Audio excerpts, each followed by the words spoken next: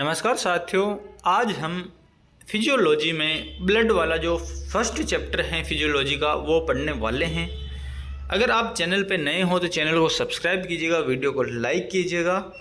हम HDP first year की जो क्लासेज हैं डेली यहाँ पर लाते हैं। हमारी जो एक क्लास होती हैं वो 5 बजे होती हैं, दूसरी क्लास जो अभी शाम को 8 बजे होती है।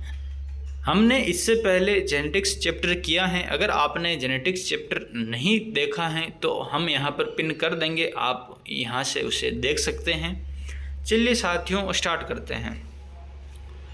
साथियों, ब्लड के अंदर हम पढ़ेंगे RBC, WBC, platelets, plasma, serum, रक्त का थक्का कैसे बनता है और जो आरएच कारक होता है उनके बारे में। इसके बाद हम पढ़ने वाले हैं प्रतिरक्षी और प्रतिरक्षियों के प्रकार और प्रतिरक्षियों के कार्य क्या क्या हैं, इन सब के बारे में हम पढ़ने वाले हैं। तो सबसे पहले पढ़ते हैं इंट्रोडक्शन की जो फिजियोलॉजी है वो है क्या चीज़। तो विज्ञान की वह शाखा जिसमें जीव के कार्य तथा उनके अंगों व अंग तंत्रों की क्रियाओं का अध्ययन किया जाता है उसे फिजियोलॉजी कहते हैं या शरीर क्रिया विज्ञान कहते हैं। इसके बाद में हम बात करते हैं ब्लड की। ब्लड यानी कि रक्त एक तरल संयोजी ऊतक है। इसे हम आभासी संयोजी ऊतक भी कहते हैं। रक्त है वो शरीर में क्या कार्य करता है, तो जो रक्त है वो शरीर में पदार्थों का परिवहन करता है, यानी कि जो पदार्थ होते हैं अपने शरीर में उसको एक जगह से दूसरी जगह लेके जाता है। जैसे ऑक्सीजन को एक जगह से दूसरी जगह अंगों में लेके जाता है, पोषक तत्वों को लेके जाता है। तो जो रक्त है वो एक परिवहन करता है पदार्थों का। इसके बाद हम बात करते हैं रक्त हल्का क्षारीय होता है जिसकी पीएच 7 होती हैं। आपको ये चीज़ है जो ध्यान में रखनी है कि जो रक्त का पीएच मान कितना होता है, तो रक्त का जो पीएच मान होता है वो 7 होता है। इसके बाद बात करते हैं धमनियों में रक्त की। तो जो धमनियों में रक्त होता है वो क्षारीय होता है, उसे एल्कोसिस कहते हैं। शिरा का रक्त अम्लीय होता है जिसे एसिडोसिस कहते हैं।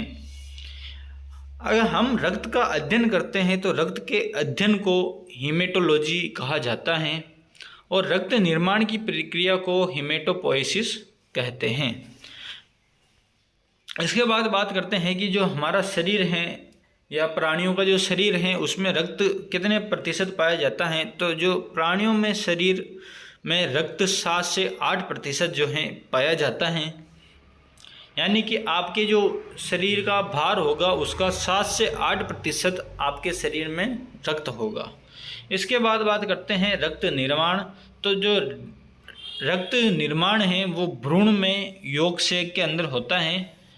बच्चे में लीवर और स्प्लीन यानी कि जो प्लीहा होता है उसके अंदर होता है। और जो वयस्क व्यक्ति होता है उसमें जो रक्त का निर्माण है वो बोन मैरो यानी कि अस्थि मज्जा में होता है। इसके बाद बात करते हैं साथियों रक्त के कार्य क्या क्या हैं। तो जो रक्त का पहला कार्य है स्थानांतरण। रक्त पदार्थों का एक जगह से दूसरी जगह परिवहन करता है। तो उसमें वो किन किन चीज़ों का परिवहन करता है, तो गैसीय विनिमय यानी कि जो ऑक्सीजन और CO2 का आदान प्रदान है या एक जगह से दूसरी जगह परिवहन है वो रक्त द्वारा होता है। पोषक तत्व और हार्मोन, पोषक तत्व भी एक जगह से दूसरी जगह रक्त के द्वारा ही पहुंचाए जाते हैं। हार्मोन भी जो हैं एक जगह से दूसरी जगह रक्त में घुल कर ही आगे जाते हैं। उत्सर्जी पदार्थ जैसे कि यूरिया, आपने अगर आपके बायोलॉजी रही होगी तो 11th में आपने पढ़ा होगा उत्सर्जी तंत्र के बारे में। तो जो उत्सर्जी पदार्थ होते हैं वो भी रक्त के द्वारा ही परिवहन करते हैं।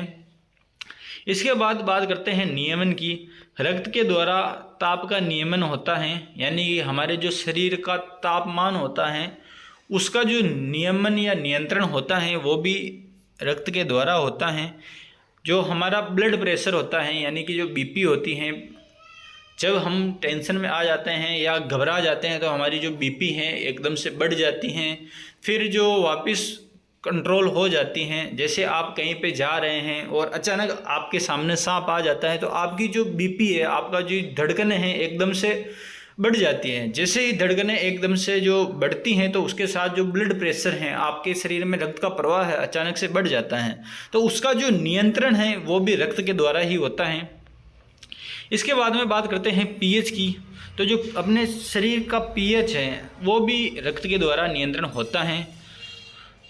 और जो रक्त का थक्का बनाने में भी जो प्लेटलेट्स काम आती हैं। अगर आपको कहीं पे चोट लग जाती है तो उस पे जो थक्का बनता है वो प्लेटलेट्स के द्वारा बनता है। प्लेटलेट्स रक्त का ही भाग हैं। इसके बाद बात करते हैं रक्त सुरक्षा में भी काम करता है, जिसे हम प्रतिरक्षा कहते हैं। प्रतिरक्षा में आने वाली कणिकाएं WBC और एंटीबॉडी हैं।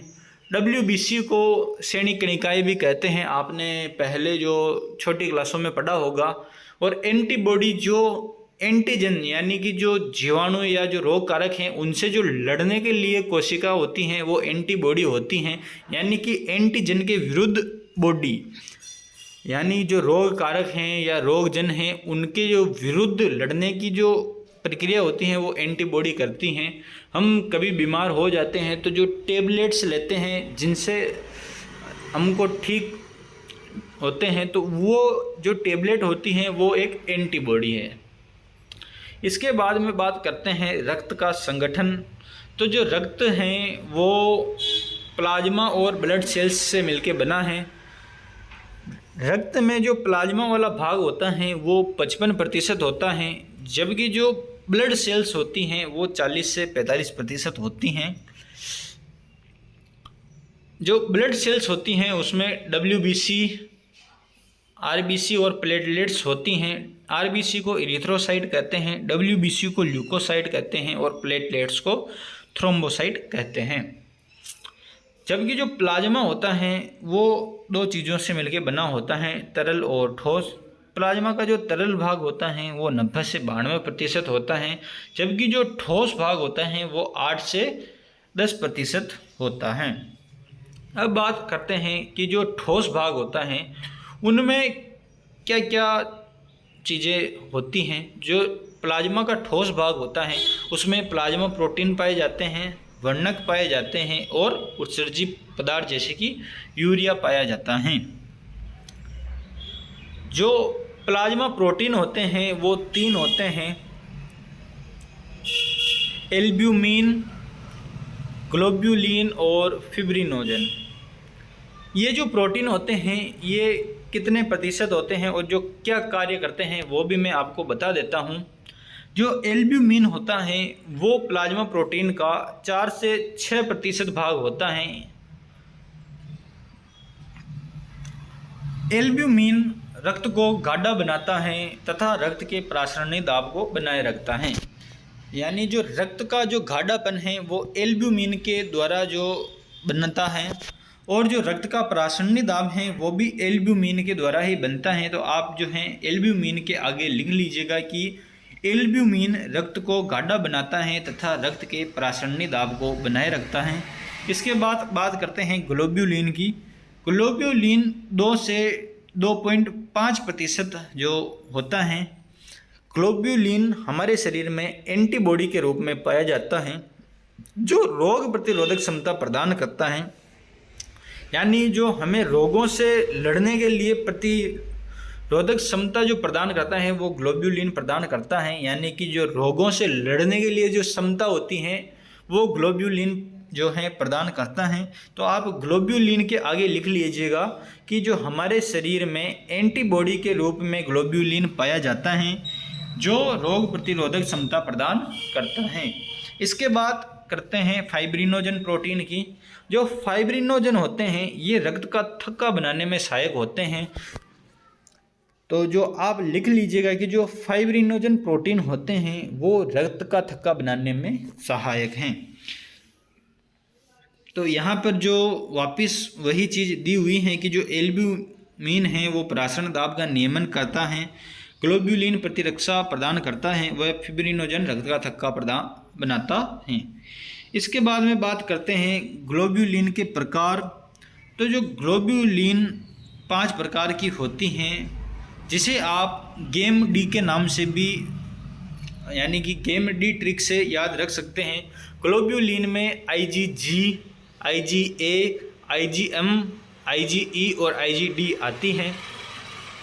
ये पांचों प्रकार की जो IgG हैं यानी कि ग्लोब्यूलिन हैं, IG यानी इम्यूनोग्लोब्यूलिन, IG का मतलब होता है, तो ये 5 प्रकार की होती हैं, IgG, IgA, IgM, IgE और IgD। इसके बाद आगे बढ़ते हैं ब्लड सेल्स। ब्लड सेल्स क्या है? तो ब्लड सेल्स हैं RBC, WBC व प्लेटलेट्स।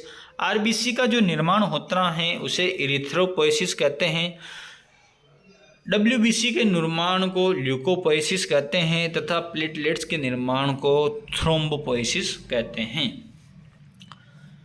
RBC का दूसरा नाम होता है इरिथ्रोसाइट, WBC का दूसरा नाम होता है ल्यूकोसाइट तथा जो प्लेटलेट्स का दूसरा नाम होता है थ्रोम्बोसाइट।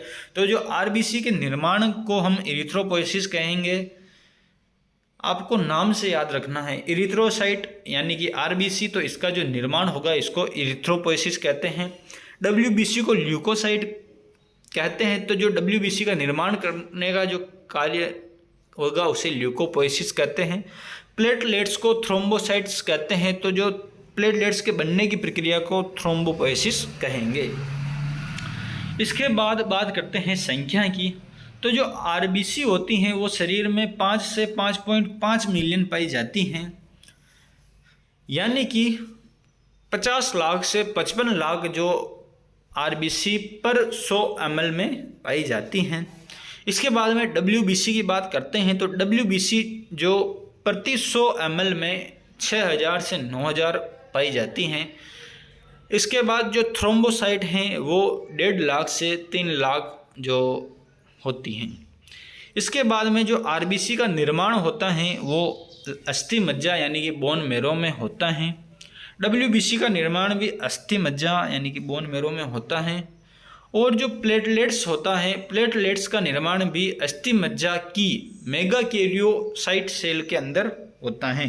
आपको जो है थ्रोम्बोसाइट का यानी कि जो प्लेटलेट्स हैं उसकी ये बात बहुत इम्पोर्टेंट है कि जो थ्रोम्बोसाइट हैं उनका निर्माण अस्थि मज्जा में एक वृहद कोशिका, मेगाकैरियोसाइट है एक वृहद कोशिका है, तो जो अस्थि मज्जा में एक वृहद कोशिका मेगाकैरियोसाइट के टूटने से जो प्लेटलेट्स का निर्माण होता है। इसके बाद में बात करते हैं कि केंद्रक। RBC में जो केंद्रक होता है वो अनुपस्थित होता है, लेकिन इसके दो अपवाद हैं। ऊंट व लामा की जो RBC होती हैं उसमें जो है केंद्रक पाया जाता है। इसके बाद में WBC में तो केंद्रक उपस्थित होता है और प्लेटलेट्स में केंद्रक अनुपस्थित होता है। इसके बाद में जो बात करते हैं इनके आकार की कि WBC किस आकार की होती हैं, RBC किस आकार की होती हैं और प्लेटलेट्स किस आकार की होती हैं। तो जो RBC हैं वो बाइकॉनकेव होती हैं यानी कि उभयावतल होती हैं। WBC और जो प्लेटलेट्स हैं उनका जो आकार होता है अनियमित होता है। इसके बाद में बात करते हैं जीवन काल की कि कौन सा ये जो कणिका हैं कितने दिन तक जीवित रहती हैं।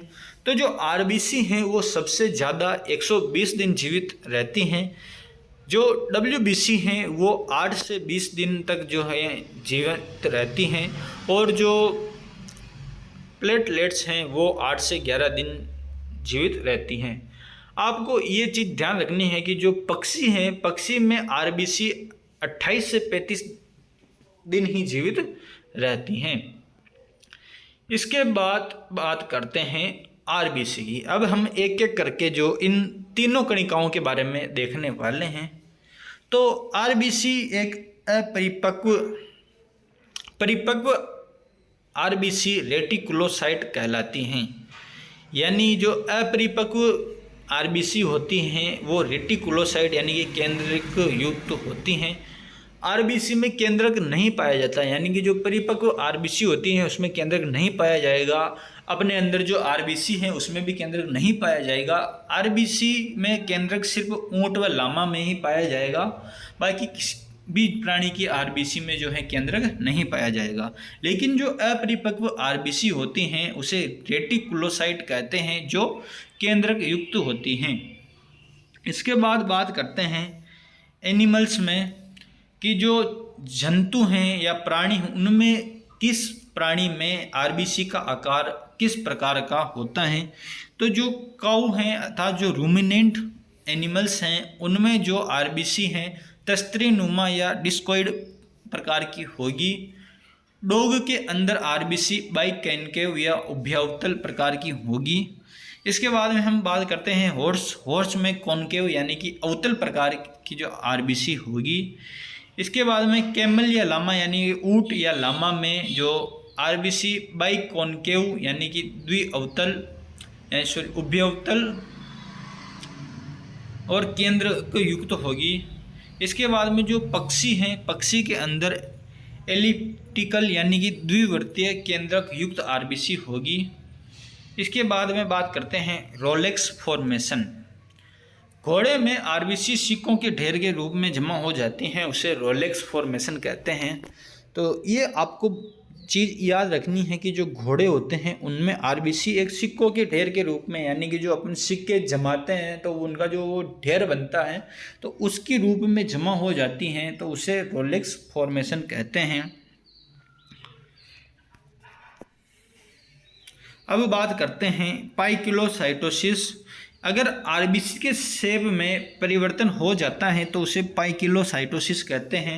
यानी कि यहाँ पर जो प्राणियों में आरबीसी का जो शेप है या आकार हैं उनमें अगर कोई भी परिवर्तन हो जाता है किसी भी कारण के वजह से, तो जो उनके परिवर्तन को क्या कहेंगे, तो इसे पाइकिलोसाइटोसिस कहते हैं। यहाँ से कई बार जो है पूछा भी गया हुआ है। इसके बाद बात करते हैं एनआइसोसाइटोसिस। जो आरबीसी की साइज होती हैं उनमें कोई भी परिवर्तन आ जाता है तो उसे एनआइसोसाइटोसिस कहते हैं। इसके बाद बात करते हैं जी अगर आरबीसी की संख्या बढ़ जाती है तो उसे पॉलीसाइटोमिया कहते हैं, और अगर आरबीसी की संख्या शरीर में घट जाती है तो उससे ओलिगोसाइटोसिस कहते हैं। आपको यहाँ पर इस चीज़ का ध्यान रखना है, पोली यानी बहुवचन। पोली हैं वो बहुवचन के लिए या जो बहुत ज़्यादा के लिए जो यूज किया जाता है। तो पोली से आपको याद रखना है बढ़ना। तो आरबीसी की संख्या अगर बढ़ेगी तो उसको बोलेंगे पॉलीसाइटोमिया, जबकि आरबीसी की संख्या अगर घट जाती है तो उसे बोलेंगे ओलिगोसाइटोमिया। इसके बाद नेक्स्ट बात करते हैं आरबीसी का वर्णक। तो आरबीसी में हीमोग्लोबिन नामक वर्णक पाया जाता है।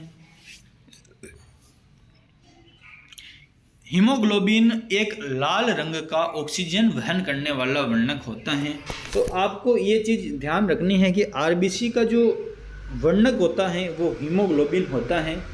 और यहाँ पर आपको एक लाइन ऐड कर लेनी है, हीमोग्लोबिन एक लाल रंग का ऑक्सीजन वहन करने वाला एक वर्णक है।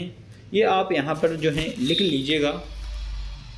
इसके बाद में बात करते हैं हीमोग्लोबिन में 4 पेप्टाइड बंध से बनी संयुक्त प्रोटीन होती हैं। उनमें 2 अल्फा और 2 बीटा प्रोटीन होती हैं।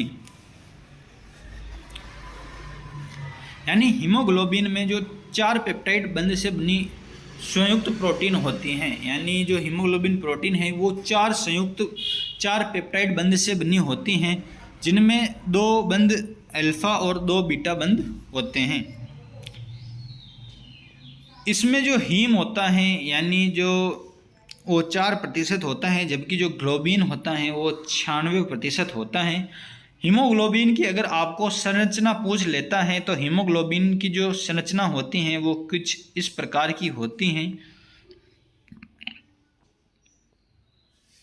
अब यहाँ पर जो हीमोग्लोबिन एक संयुक्त प्रोटीन है जो हीम तथा ग्लोबिन प्रोटीन से मिलकर बना होता है। तो हीम जो है 4% होगा और जो ग्लोबिन प्रोटीन होगा वो 96% होगा। दोनों से मिलकर एक संयुक्त प्रोटीन बनेगा जिसे हम हीमोग्लोबिन कहेंगे।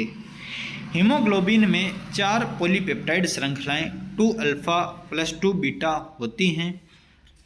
हीम भाग का निर्माण माइटोकॉन्ड्रिया में होता है सक्सिनाइल कोएंजाइम के द्वारा। यानी जो हीमोग्लोबिन का हीम प्रोटीन होता है उसका निर्माण माइटोकॉन्ड्रिया में होता है। और किस एंजाइम की सहायता से होता है, तो सक्सिनाइल को एंजाइम की सहायता से जो हीम का निर्माण होता है।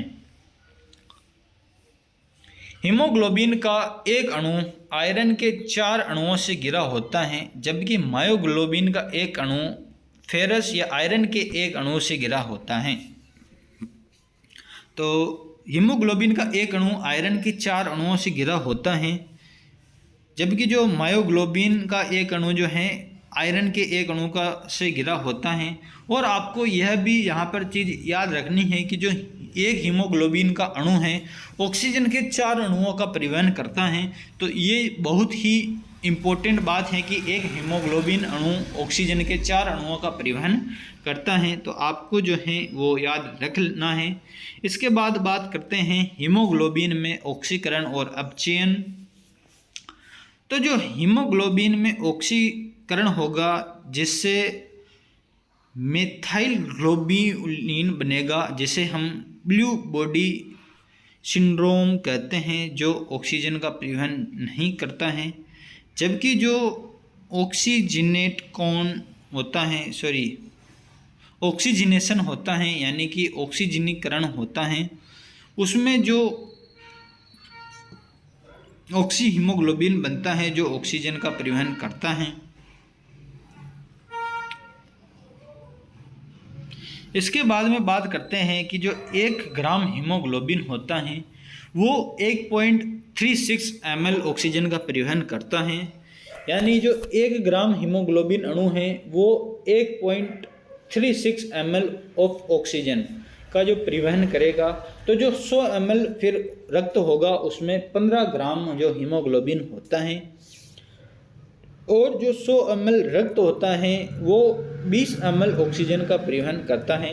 ये डाटा आपको याद रखना है, क्योंकि इनसे जो रिक्त स्थान में जो आपसे पूछ लिया जाता है कि 1 ग्राम हीमोग्लोबिन में कितने ml ऑक्सीजन का परिवहन होता है, तो 1 ग्राम हीमोग्लोबिन 1.36 ml ऑफ ऑक्सीजन का जो परिवहन है करता है।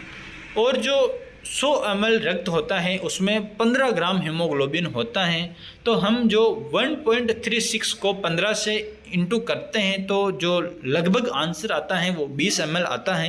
यानी कि जो 100 ml रक्त हैं वो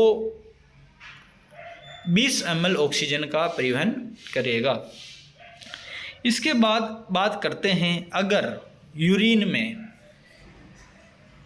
में रक्त पाया जाता है तो इसे हीमेटोयूरिया कहते हैं।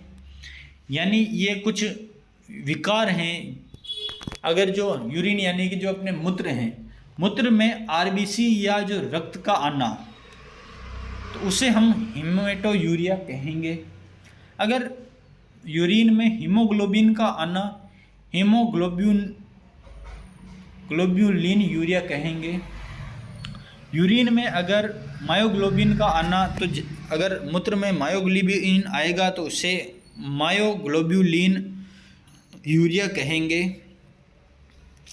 अगर मूत्र में ग्लूकोज का आएगा तो उसे ग्लूकोज यूरिया कहेंगे। तो ये टर्म्स हैं कुछ जो आपको याद रखनी है। हीमेटोयूरिया मूत्र में आरबीसी या रक्त का आना, हीमोग्लोबिन यूरिया मूत्र में हीमोग्लोबिन का आना, मायोग्लोबिन यूरिया मूत्र में मायोग्लोबिन का आना, और ग्लूकोज यूरिया मूत्र में ग्लूकोज का आना। बहुत ही सिंपल टर्म्स हैं, आपको जो है इनको याद कर लेना है। इसके बाद बात करते हैं कि जो आरबीसी है सबसे बड़ी जो है किसमें पाई जाती हैं और सबसे छोटी किसमें पाई जाती हैं।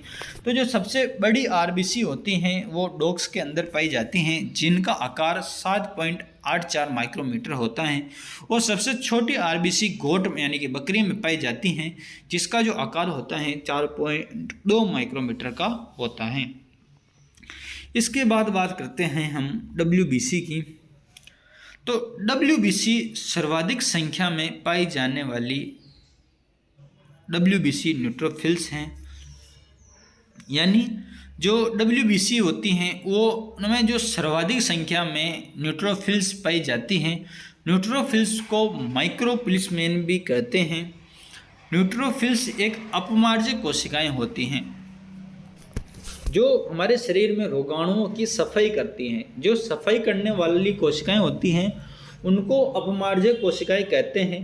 तो जो WBC में न्यूट्रोफिल्स जो कोशिकाएं होती हैं वो सबसे अधिक संख्या में पाई जाती हैं, जिनको माइक्रोप्लिसमेन भी कहते हैं।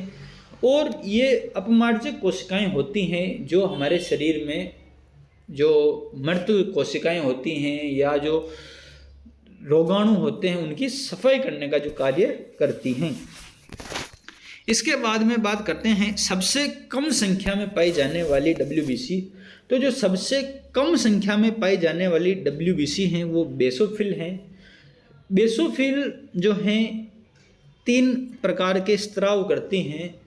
पहला स्राव है हिस्टामिन, दूसरा है हिपेरिन और तीसरा है सेरोटोनिन। इन तीनों के बारे में हम आगे देखने वाले हैं। तो आपको यहाँ पर ये चीज़ याद रखनी है कि सबसे कम संख्या में जो पाई जाती हैं वो बेसोफिल हैं। इसके बाद में बात करते हैं सबसे बड़े आकार की WBC। तो जो सबसे बड़े आकार की WBC मोनोसाइट हैं, इसे मैक्रोप्लिसमेन कहते हैं। जो न्यूट्रोफिल्स थी वो माइक्रोप्लिसमेन थी। माइक्रो यानी छोटे आकार की, और जो मैक्रो होता है यानी बड़े आकार की। तो जो सबसे बड़े आकार की WBC हैं वो मोनोसाइट हैं, जिसे हम मैक्रोप्लिसमेन कहेंगे। इसके बाद सबसे छोटे आकार की जो WBC हैं वो लिम्फोसाइट हैं। अब यहाँ पर जो है WBC का यानी कि जो श्वेत रक्तधीर कणिकाएँ हैं उनको 2 भागों में बांटा गया है। पहला है कणिकामय और दूसरा है अकणिकामय।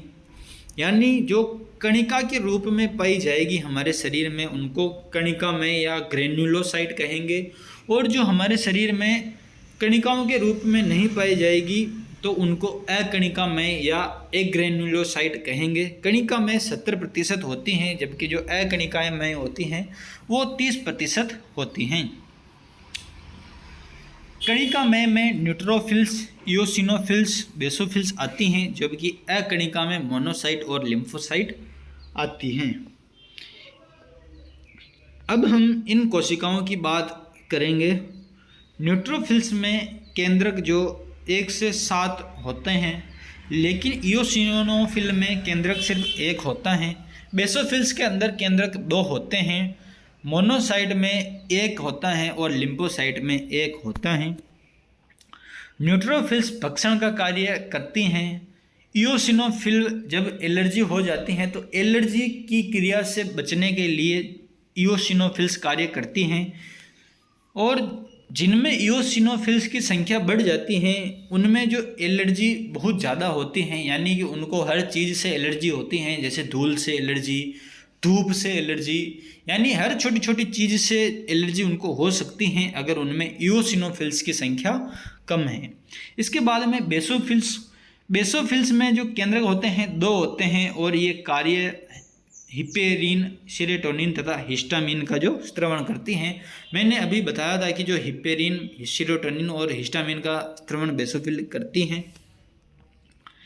ये चीज़ अपन ने अभी ऊपर देखी थी। इसके बाद में बात करते हैं मोनोसाइट एक भक्षण कोशिका है और ये भक्षण का कार्य करेगी। इसे अपमार्जक कोशिका भी कहते हैं। इसके बाद में लिम्फोसाइट प्रतिरक्षा तक प्रदान करती हैं। लिम्फोसाइट भी 2 प्रकार की होती हैं, T लिम्फोसाइट और B लिम्फोसाइट। इनके बारे में आपने 12th में पढ़ा होगा अगर आपके जो हैं बायोलॉजी रही होगी तो। इसके बाद में बात करते हैं नेक्स्ट, जो न्यूट्रोफिल्स होती हैं वो संख्या में 60 से 65% होती हैं, जबकि जो इओसिनोफिल्स हैं वो 2 से 3% होगी। बेसोफिल्स 0.5 से 1% होती हैं। मोनोसाइट 6 से 8% होती हैं, और जो लिम्फोसाइट हैं वो 20 से 25% होती हैं। इसके बाद में जो इनकी संख्या, न्यूट्रोफिल्स की संख्या बढ़ती हैं तो उसको न्यूट्रोफिलिया कहेंगे, और जो इओसिनोफिल की संख्या बढ़ेगी तो उसे इओसिनोफिलिया कहेंगे।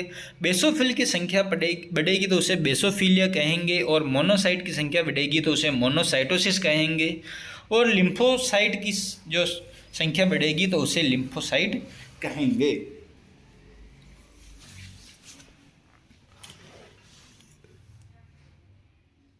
आपको ये चीज़ ध्यान रखनी है कि जो कणिका में कणिका में WBC है, कणिका में WBC में न्यूट्रोफिल्स, इओसिनोफिल्स और बेसोफिल्स आते हैं।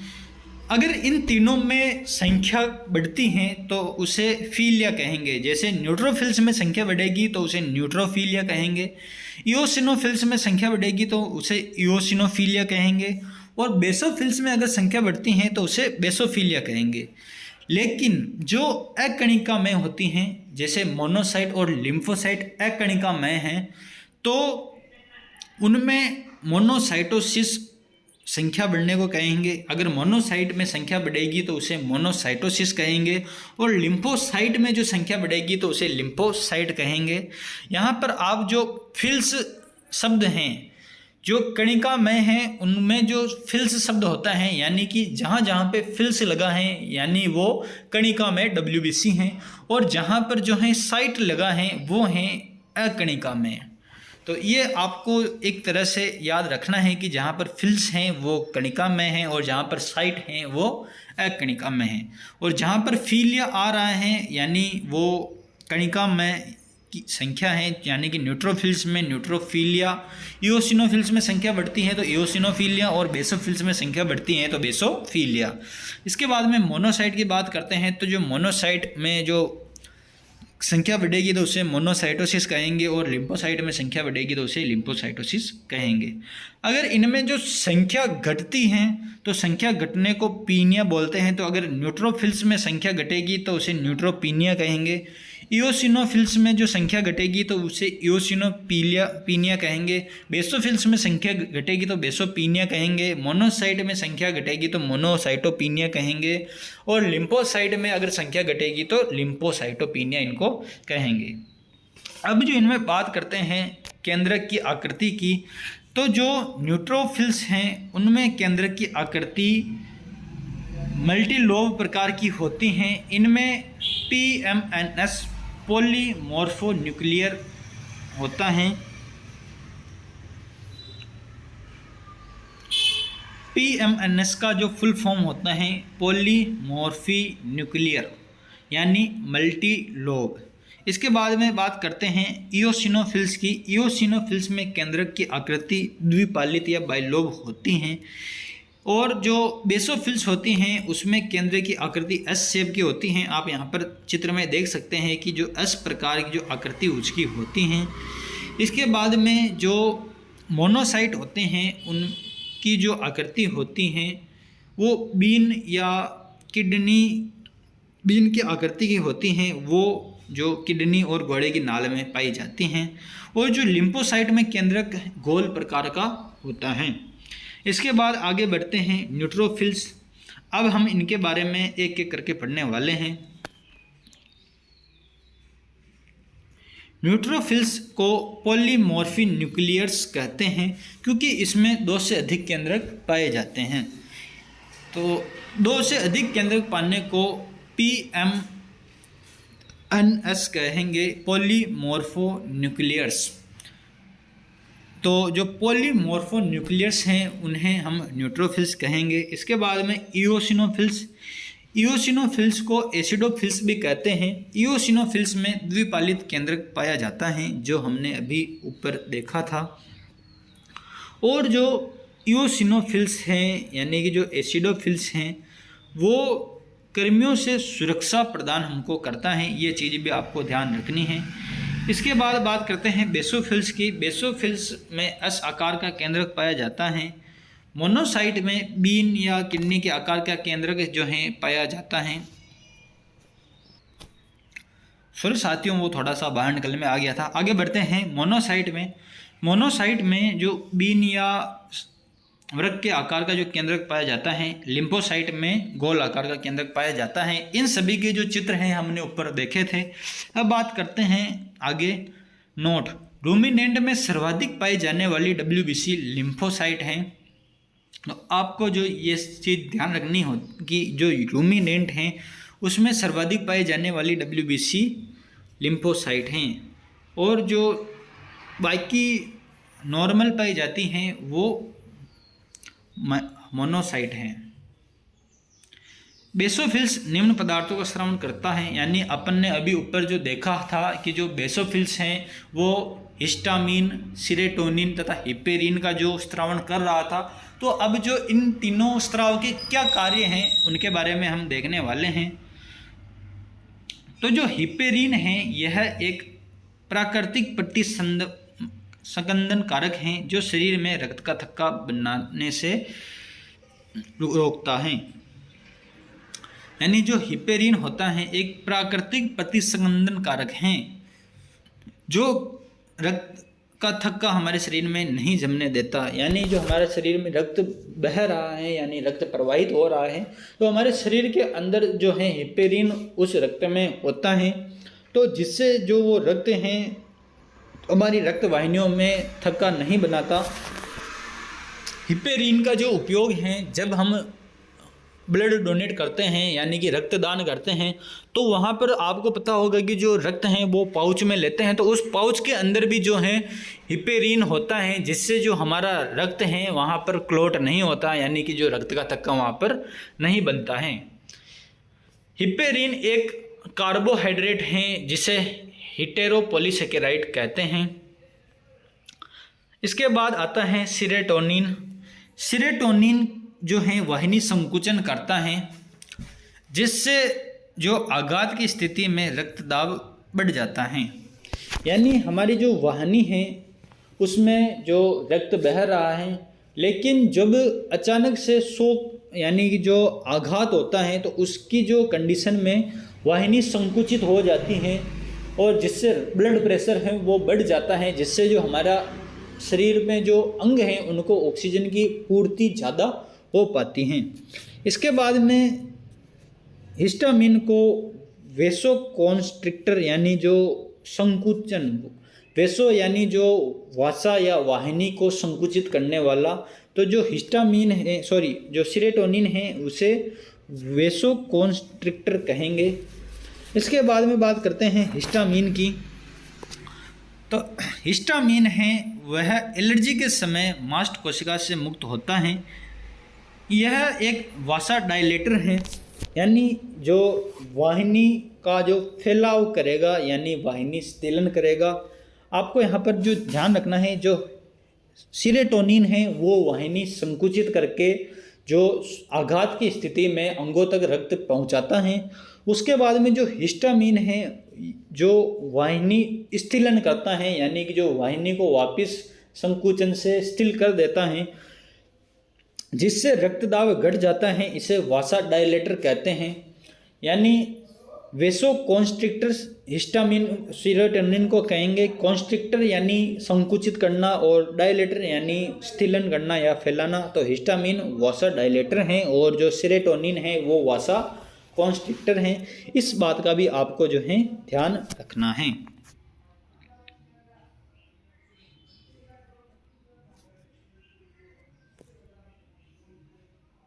इसके बाद बात करते हैं प्लेटलेट्स की।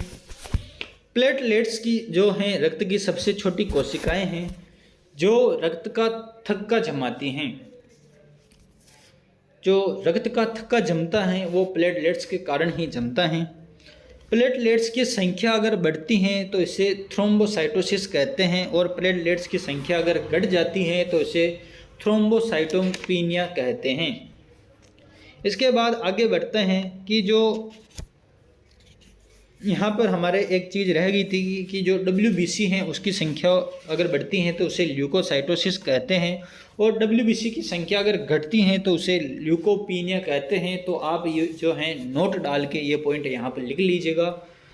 इसके बाद बात करते हैं रक्त का थक्का कैसे जमता है, यानी जो रक्त का थक्का है वो किस तरह से बनता है। जब हमारा एक्सीडेंट हो जाता है तो जो हमारे घाव हो जाते हैं तो आप वहाँ पर देखते हैं कि घाव के ऊपर जो रक्त बहता है वो जो कुछ ही टाइम पर जो रुक जाता है बहना, तो वो किस वजह से रुकता है तो वो हम देखने वाले हैं। तो रक्त का थक्का बनाने में 13 कारक सहायक होते हैं। यानी जो रक्त का थक्का होता है उसको बनाने के लिए 13 जो कारक होते हैं वो जरूरी होते हैं। तो जब क्षतिग्रस्त ऊतक होता है जिससे प्लेटलेट्स का स्रावण होता है, यानी जब हमारा एक्सीडेंट हो जाता है या हमारे शरीर पे कोई भी घाव हो जाता है तब उससे क्या रक्त बहता है, तो इसके बाद जो प्लेटलेट्स का स्रावण होता है, प्लेटलेट्स के स्रावण से क्षतिग्रस्त ऊतक से थ्रोम्बोप्लास्टिन के स्रावण को प्रेरित करता है। यानी जो चोटग्रस्त ऊतक होता है वो थ्रोम्बोप्लास्टिन स्रावित करती हैं। थ्रोम्बोप्लास्टिन कैल्शियम की उपस्थिति में प्लाज्मा प्रोटीन से संयोग कर प्रोथ्रोम्बिन या थ्रोम्बोकाइनेज एंजाइम जो हैं बनाती हैं। जो आपको ये चीज़ याद रखनी है कि जैसे ही हमारे शरीर पर चोट लगती है, जैसे रक्त बहता है, तो जो रक्त बहने से चोटग्रस्त जो ऊतक होता है वो एक जो थ्रोम्बोप्लास्टिन या एंडोथ्रोम्बोप्लास्टिन जो है स्रावित करती हैं। थ्रोम्बोप्लास्टिन के स्रावण से जो थ्रोम्बोप्लास्टिन है वो कैल्शियम की उपस्थिति में प्लाज्मा प्रोटीन से संयोग कर जो थ्रोम्बोकाइनेज एंजाइम बनाती हैं। जो थ्रोम्बोकाइनेज एंजाइम होता है वो रक्त में उपस्थित हिपेरिन को निष्क्रिय कर देता है। और आपको यहाँ पर नोट डाल के एक चीज़ लिखनी है कि जो थ्रोम्बोकाइनेज एंजाइम होता है उसे एंटी हिपेरिन कहते हैं। आप यहाँ पर नोट डाल के लिखेगा एंटी हिपेरिन और उसके आगे लिख दीजिएगा थ्रोम्बोकाइनेज एंजाइम। यानी कि थ्रोम्बोकाइनेज एंजाइम जो है वो हिपेरिन को निष्क्रिय कर देता है, क्योंकि जो हिपेरिन है हमारे शरीर में रक्त का थक्का नहीं बनने देता। तो जो हिपेरिन को जब हम निष्क्रिय करेंगे तभी तो जो है रक्त का थक्का बन पाएगा। तो जो थ्रोम्बोकाइनेज एंजाइम होता है वो हिपेरिन को निष्क्रिय कर देता है, जिससे जो हमारे शरीर में रक्त का थक्का बनने की क्रिया होती है। तो जो थ्रोम्बोकाइनेज एंजाइम होता है वो हिपेरिन को निष्क्रिय कर देता है, इसलिए इसे एंटी हिपेरिन कहते हैं। इसके बाद में जो थ्रोम्बिन या प्रोथ्रोम्बिनेज एंजाइम है वो प्लाज्मा में उपस्थित प्रोथ्रोम्बिन को थ्रोम्बिन में बदल देता है। फाइब्रिनोजन प्लाज्मा में उपस्थित एक घुलनशील जो प्रोटीन होता है। थ्रोम्बिन प्रोटीन फाइब्रिनोजन के कारण बहुलीकरण कर अघुलनशील रेशेदार प्रोटीन फाइब्रिन बनाता है। यानी आपको ये चीज़ भी ध्यान रखनी है कि जो थ्रोम्बिन प्रोटीन होता है वो फाइब्रिनोजन के एकलकों का बहुलीकरण कर एक अघुलनशील रेशेदार प्रोटीन फाइब्रिन बनाता है। फाइब्रिन के रेशे घाव पर जाल का निर्माण कर देते हैं, जिससे रक्त कोशिकाओं में अटक जाने से रक्त का थक्का रुक जाता है, जिसे रक्त का थक्का बनना कहते हैं। यानी जो फाइब्रिन होते हैं वो रेशेदार होती हैं, तो जो फाइब्रिन के रेशे घाव पर एक जाल बना लेते हैं। तो जैसे ही वहाँ पर जाल बन जाएगा तो जो रक्त कणिकाएं होती हैं उस जाल में अटक जाएगी और रक्त का जो बहना है वो रुकने लग जाता है। और जैसे जैसे जो कणिकाएं हैं उस जाल पे अटकती हैं तो जो रक्त का थक्का वहाँ पर बन जाता है। थक्का बनने के बाद जो थक्के से रक्त का कुछ भाग जो है हल्के पीले रंग के तरल के रूप में निकलता है, उसे हम सीरम कहते हैं। सीरम के बारे में हम जो है आगे पढ़ने वाले हैं। यहाँ पर इसके बारे में जो इसके बारे में जो इन चीज़ों से भी बताया गया है कि जो प्रोथ्रोम्बिन होता है वो कैल्शियम की उपस्थिति में थ्रोम्बोप्लास्टिन या थ्रोम्बोकाइनेज के द्वारा थ्रोम्बिन में बदलता है। यानी जो प्रोथ्रोम्बिन होता है वो कैल्शियम पोटेशियम की उपस्थिति में थ्रोम्बोप्लास्टिन या प्रोथ्रोम्बिन काइनेज के द्वारा जो थ्रोम्बिन में बदलता है। थ्रोम्बिन जो फाइब्रिनोजन घुलनशील प्रोटीन होता है उसको फाइब्रिन में बदलता है। फाइब्रिन अघुलनशील व जालीनुमा होता है और जो फाइब्रिन में ही बाद में जो रक्त की कोशिकाएं होती हैं अटकती हैं और रक्त का थक्का बन जाता है। अब बात हम करेंगे प्लाज्मा की। तो हमारा जो एक पार्ट है यहाँ पर हो गया है, ये काफ़ी बड़ा चैप्टर है। तो इसका जो सेकंड पार्ट है हम नेक्स्ट वीडियो में लेके आएंगे। तो हाँ, अगर आप चैनल पे नए हो तो चैनल को सब्सक्राइब कीजिएगा, वीडियो को लाइक कीजिएगा। हम डेली जो हैं HDP फर्स्ट ईयर के लिए ऑनलाइन क्लासेज लाते रहते हैं। हमारी एक क्लास शाम को 5 बजे और दूसरी क्लास जो है रात को 8 बजे अपलोड होगी, तो चैनल पे बने रहिएगा। इसका सेकंड पार्ट हम कल लेके आएंगे, क्योंकि ये काफ़ी बड़ा चैप्टर है, तो एक पार्ट में यह होना थोड़ा मुश्किल है। तो आई होप कि आपको जो है सब चीज़ें समझ में आई होगी। अगर आपको इससे रिलेटेड कोई भी कन्फ्यूज़न होता है तो आप जो है वीडियो में कमेंट कर सकते हैं। आपकी जो कन्फ्यूज़न है पूरी तरह से, जो आपका कोई भी डाउट है तो वो पूरी तरह से सॉल्व कर दिया जाएगा। इसी के साथ मिलते हैं नेक्स्ट वीडियो में, तब तक के लिए जय हिंद जय भारत।